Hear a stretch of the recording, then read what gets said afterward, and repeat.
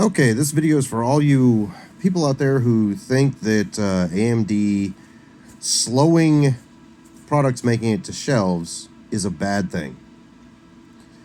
Okay, apparently none of you understand how business works, for starters. So let me go ahead and give you a real quick history on how business works. You make a product. You determine a price for that product, and you determine how many you have to sell in order to be able to make an actual profit. A realized profit, which means you have paid off all the administration costs, you have paid off the R&D, you have paid off everything associated with development and bringing that product to market. You also are prepaying for drivers and other things that you're going to have to release to continue to support that product. These are all costs that are not associated in the bill of sale. The bill of sale is only the actual cost for the items that are included in the product, such as the labor, the parts, the soldering, the board creation, those things. So you have this astronomical cost that you already have associated into this product before you ever release.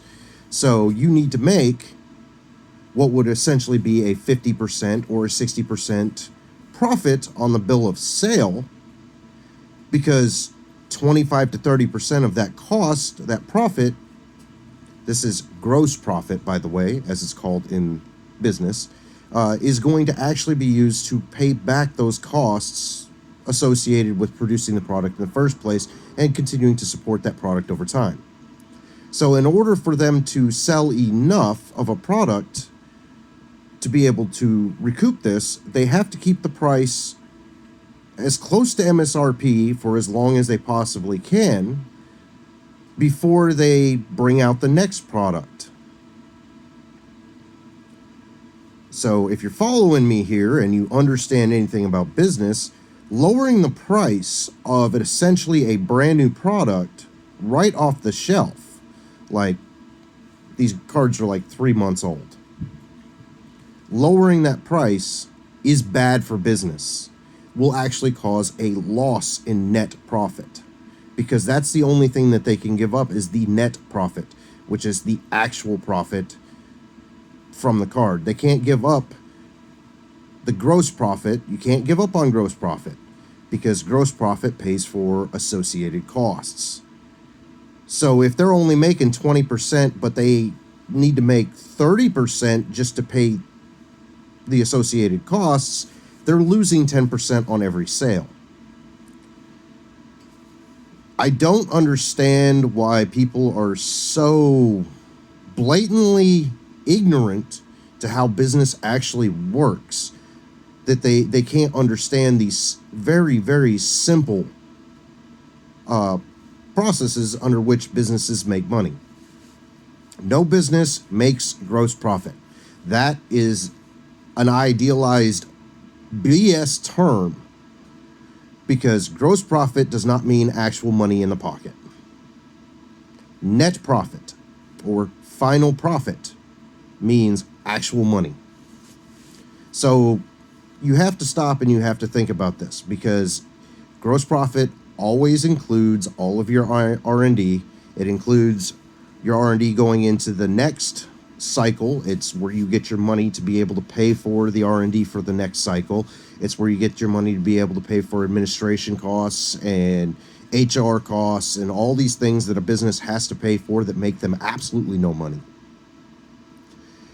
So, that being stated, do I believe that the GPUs are overpriced or some of the CPUs are overpriced? Possibly.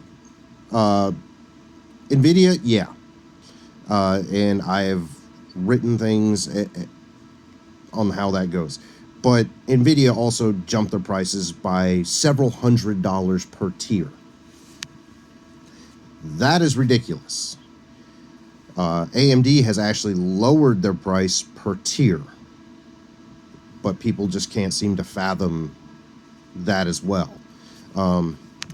The 7900 XT is actually the successor to the 6900 and 6950 XT.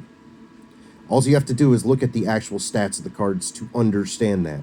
If you look at the actual number of cores, you look at the amount of RAM, everything else.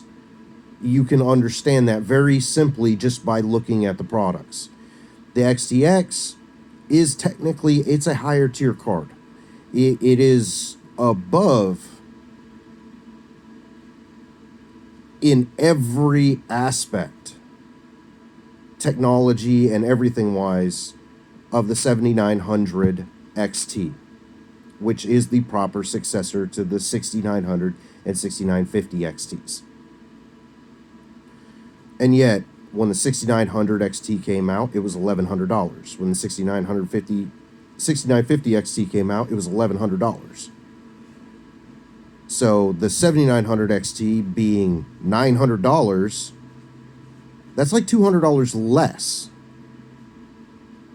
for the same tier of product. It's really easy to understand when you actually start looking at it and you actually understand what you're talking about. So the 7900 XTX being $1,000, I mean, that's still $100 less than the 6900 XT was. That's still $100 less than the 6950 XT. So realistically, AMD did shrink their prices per product. This is in directly opposite of what NVIDIA did in raising, we'll say the 4080 is like $400 more than the 3080. You see a difference?